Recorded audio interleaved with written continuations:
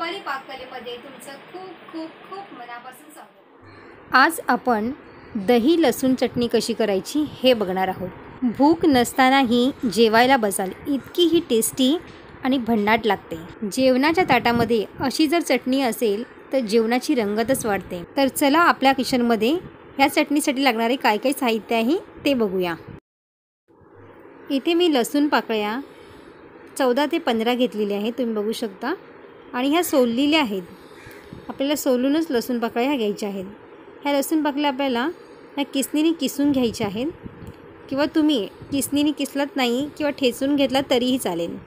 ठेचून घेतल्यानेही बारीक असं होऊन जातं आणि किसला तरीही बारीक होतं आहे बघा। अशा प्रकारे आपल्याला ही लागणार आहे। मी सर्व इथे मी किसून घेतलेले आहे। तर एका साईडला मी इथे कढई गरम करायला ठेवलेली आहे। कढईमध्ये आपल्याला 2 ते 3 चमचे तेल घालायचं आहे। तेल छान तापल्यावरती इथे मी 1 चमचा जिरं घेतलेलं आहे। जिरं थोडंसं असं कुटून घ्यायचं आहे, त्यामुळे जिऱ्याचा फ्लेवर ना ह्या चटणीमध्ये छान उतरतो।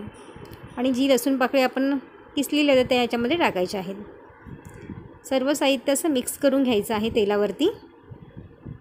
लसूणचा जो कच्चेपणा असतो ना तो पूर्ण असं निघून गेल्यावरती चटणी आपली खायला खूप टेस्टी लागते। तुम्ही पाहू शकताय बघा, मस्त एकदम असं खमंग असा सुगंध येत आहे। आणि याच्यामध्ये आपल्याला ॲड करायचं आहे ते म्हणजे मसाला। इथे मी 2 प्रकारचे मसाले घेतलेले आहेत। काश्मीरी लाल मिरची घेतलेली आहे आणि आपला तिखट मसाला 1 चमचा घेतलेला आहे। हे सर्व साहित्य आपल्याला मिक्स करून घ्यायचं आहे आणि थोडं तेल सुटेपर्यंत ह्याला परतून घ्यायचं आहे। तुम्ही बघू शकता 1-2 मिनटं ह्याला असं परतवायचं आहे। कमी साहित्यामध्ये टेस्टी अशी ही चटणी बनते, तुम्ही एकदा नक्कीच करून बघा। आणि याच्यामध्ये आपल्याला ॲड करायचं आहे ते म्हणजे मीठ। चवीनुसार आपल्याला याच्यामध्ये मीठ घालायचं आहे आणि पुन्हा 2 मिनटं ह्याला असं परतून घ्यायचं आहे। आणि गॅसची फ्लेम आपल्याला स्लो ठेवायची आहे। स्लो गॅसवरतीच आपल्या ही चटणी परतून घ्यायची आहे। आता याच्यामध्ये आपल्याला दही ॲड करायचं आहे। ह्या दहीमध्ये ना पाणी नसावं, घट्ट दही घ्यायचं आहे। इथे मी 1.5 चमचा दही घेतलेला आहे।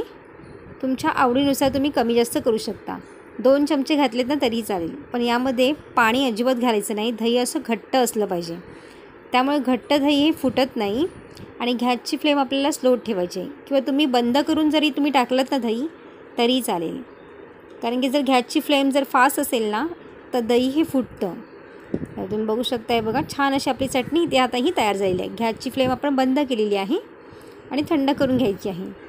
तुम्ही बघू शकताय बघा, ही चटणी आपण भाकरी चपातीबरोबर किंवा भाताबरोबरही खूपच टेस्टी लागते। तर तुम्ही नक्कीच ट्राय करून बघा। तर तुम्हाला ही आजची रेसिपी कशी वाटली मला कमेंट्स करून सांगा। आवडल्यास लाईक करा, शेअर करा आणि माझ्या चॅनलला सबस्क्राईब केलं नसेल तर सबस्क्राईब करा। पुन्हा भेटू अशाच एका नवीन रेसिपीमध्ये। तोपर्यंत मस्त खा आणि स्वस्त राहा।